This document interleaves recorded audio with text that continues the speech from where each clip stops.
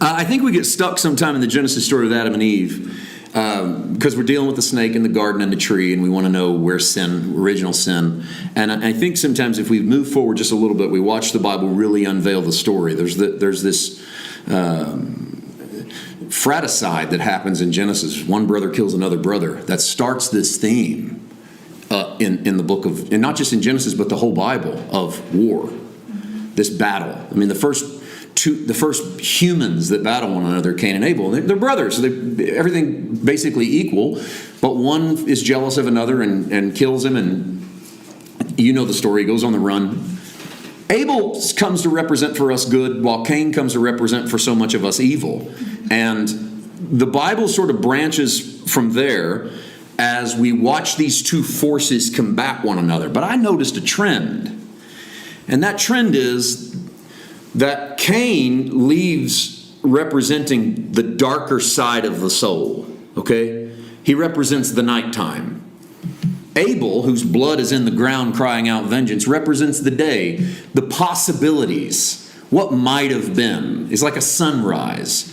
And he represents the good. And the Bible sort of takes that journey, introducing you to characters, and that fraternal issue continues to have a great amount of tension, whether it's Jacob and Esau. You almost get that repeat. Here comes Cain and Abel again. Two brothers that can't seem to get along. One's leaning to the good. One's leaning to the bad. But the line sort of gets blurry at times even. Jacob dresses up like Esau and deceives his father and got his mom on his side but not his dad. Ends up getting the right hand blessing anyway. And you watch the Bible sort of play that line as we weave our way towards the law.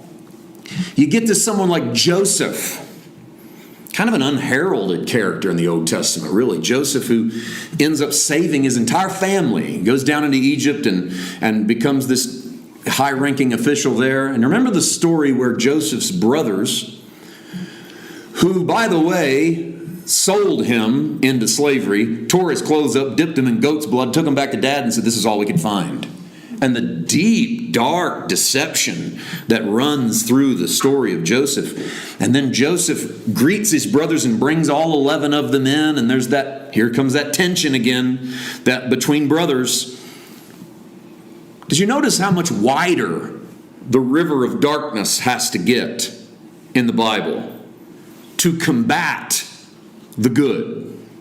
I just, as I was really kind of getting my heart prepared for this message, I watched this sort of thing unfold. You got Cain and you've got Abel, but by the time you get to Joseph, it's Joseph and 11 other guys. Because there's this power in the light.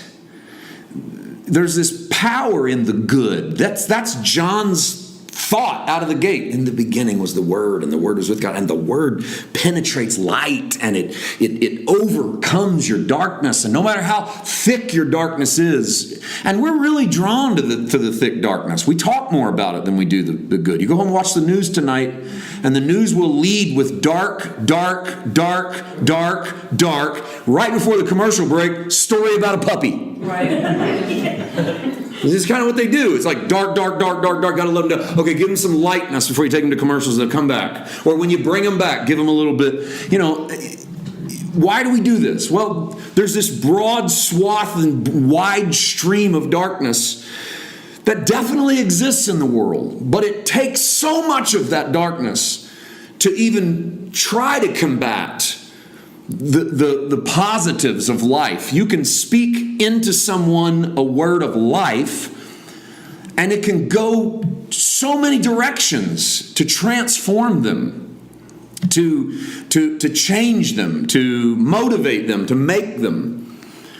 So I kind of see when John says, law given by Moses, grace and truth by Jesus, there's a bunch of stuff over here on one side, and then there's Jesus and grace and truth, because we've went from Cain and Abel to Joseph and his brothers to the law and Jesus. It's as if the opposing forces have to try to get stronger and stronger and stronger to even stack up against that which is light. the man, Christ Jesus. And so I think John is doing something here where the darkness multiplies at a faster rate than the light, and it has to, because the darkness is far inferior.